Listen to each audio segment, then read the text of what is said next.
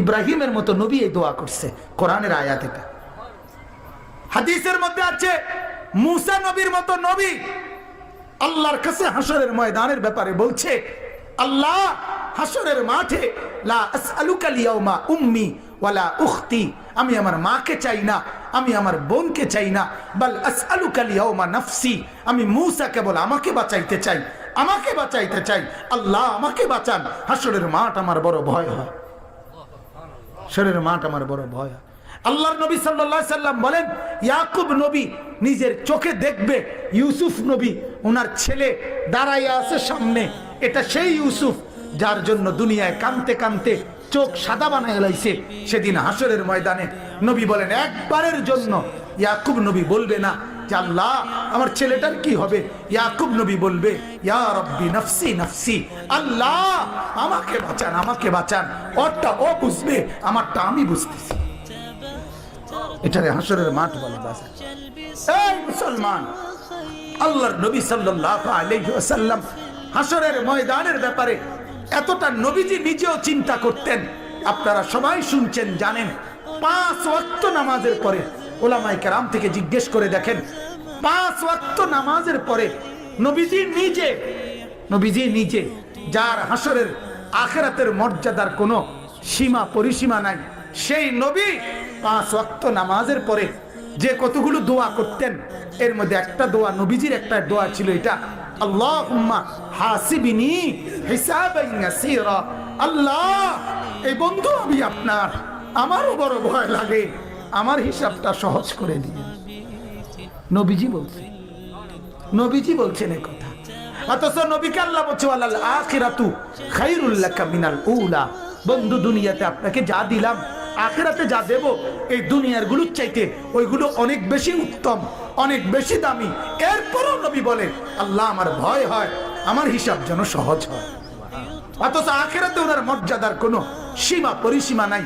আল্লাহ তাআলা হাদিসে কুদসিতে বলছে, বন্ধু হাসরের মাঠ আমি আপনার মাঝে আর আমার মাঝে ভাগ করে নেব, কাসামতুল কিয়ামাতা বাইনি ওয়া বাইনাক, আমার মাঝে আর আপনার মাঝে কিয়ামতের দিনটাকে আমি ভাগ করব। আনা মালিকু ইয়াউমিদ্দিন আনতা সাহিবু ইয়াউমিদ্দিন, আমি হব কিয়ামতের দিনের মালিক, আপনি হবেন কিয়ামতের দিনের বাদশা। আপনি বলবেন আমি শুনবো, আপনি সুপারিশ করবেন আমি গ্রহণ করব, আপনি চাইবেন আমি দিতে থাকবো। আপনার হাতে আমার ইজ্জতের পতাকা দেব, আপনার জন্য আমার আরশের নিচে মাকামে মাহমুদের আলাদা জায়গা দেব, আপনার জন্য জান্নাতের দরজা প্রথম খোলার উদ্বোধনের অধিকার আপনাকে দেব।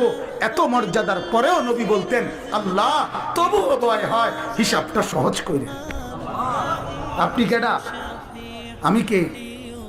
বলেন এই মুসলমান, বলেন সেজদা নাই ঘরের মধ্যে গত 1 বছর 2 বছর আপনার উপযুক্ত ছেলেটা কোনোদিন ফজরের নামাজ পড়ে না, মেয়েটা ফজরের নামাজ পড়ে না, বিবি পর্দা করে না, মেয়ে পর্দা করে না, ঘরের মধ্যে আজ 20 বছর টানা রঙিন টেলিভিশন চলে, নর্তকী নাচে গায় ফুর্তি করে, গানের আওয়াজে বাদ্যে পুরা ঘর জমজমাট, এত নাফরমানির অবস্থায় এই হালাত নিয়ে কবরে গিয়া সুপারিশ কেমনে মিলবে দোস্ত? আখিরাতে নবীজির সামনে দাঁড়াবেন কিভাবে? আল্লাহর নবী তো বলবে, উম্মত এভাবে বেজ্জতি করলি কেন? 23 বছরে তোর আমার তায়েফের রক্তের কথা মনে নাই? আমার দামদান শহীদের কথা মনে নাই? আমি 14 দিন পেটে পাথর বাঁধছিলাম ক্ষুধার কষ্টে, একথা কি মনে নাই? আমি 3 মাস চুলায় আগুন জ্বলে নাই, একথা কি উম্মত মনে নাই? আমার এত কষ্ট এত মেহনতকে এইভাবে নাফরমানি করে আমাকে তুচ্ছ তাচ্ছিল্য করলি, আমার দিনকে অপমানিত করলি, আজ কেন বলবো? আজ কিভাবে বলবো আমি মাওলার কাছে? বল উম্মত।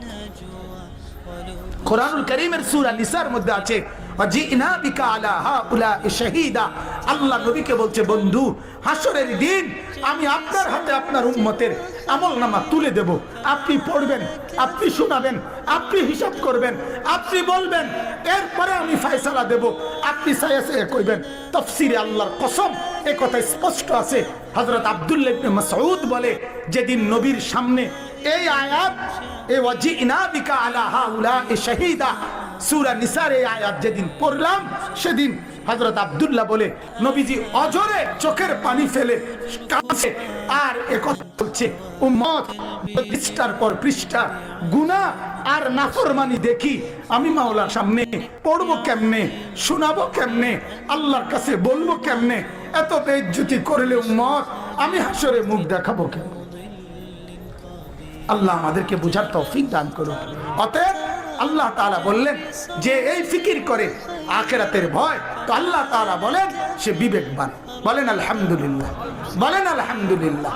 অতএব মুহতারাম হাজিরিন, এই ফিকির করা চাই, এই ফিকির করা চাই। আল্লাহকে দিবা নিশি ডাকবো তো ইনশাআল্লাহ, ডাকবো তো ইনশাআল্লাহ।